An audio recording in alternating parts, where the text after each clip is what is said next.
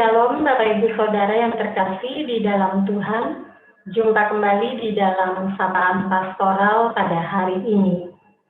Saya akan mendasari dengan kebenaran firman Tuhan dari Yohanes 8, ayatnya yang ke-15 dan juga 16. Kamu menghakimi menurut ukuran manusia, aku tidak menghakimi seorang pun.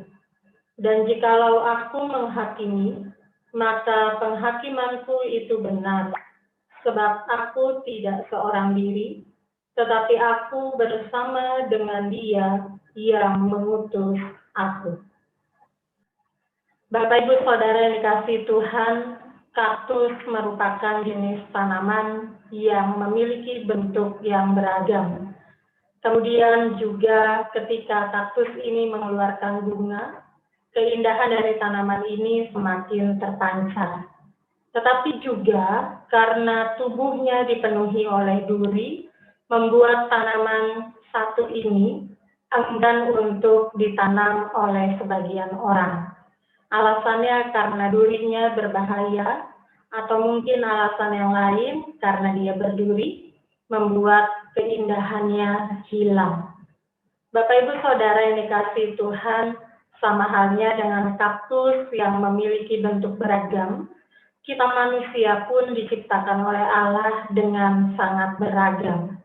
Manusia diciptakan oleh Allah sungguh amat baik adanya. Tetapi kemudian manusia mendapatkan stigma dari lingkungan di sekitarnya yang membuat dirinya merasa tidak berharga. Atau kalau kita gambarkan dalam tanaman kaktus tadi, stigma yang dibuat oleh lingkungan sekitar membuatnya menjadi seperti berduri. Sebenarnya apa yang dimaksud dengan stigma, Bapak Ibu Saudara? Saya merujuk di dalam KBBI, di situ dikatakan bahwa stigma merupakan ciri negatif yang menempel pada pribadi seseorang karena pengaruh lingkungannya. Nah, seringkali Bapak Ibu Saudara, stigma yang diberikan orang lain kepada sesamanya membuat orang tersebut menjadi tidak berharga. Karena stigma, seseorang bisa merasa bahwa dirinya tidak lagi indah.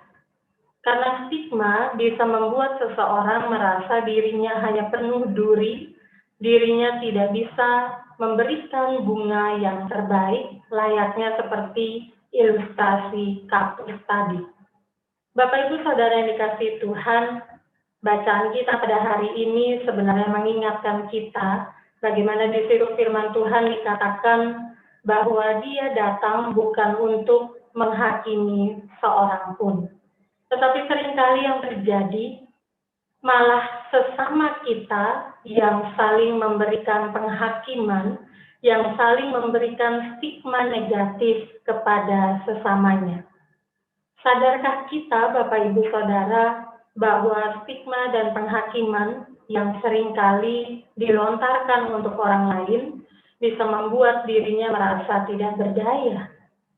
Stigma dan penghakiman yang seringkali diberikan kepada orang lain bisa membuat dirinya merasa menjadi pribadi yang sungguh tidak berharga. Salah satu contoh, Bapak Ibu Saudara, di dalam KBBI dikatakan demikian. Anak itu menjadi betul-betul nakal karena diberi stigma nakal oleh orang di sekelilingnya. Artinya adalah, sebenarnya anak itu adalah anak yang baik, adalah anak yang aktif. Tetapi karena adanya stigma nakal dari sekelilingnya, membuat anak itu pada akhirnya mencap, mengsugesti dirinya bahwa dia adalah anak yang nakal.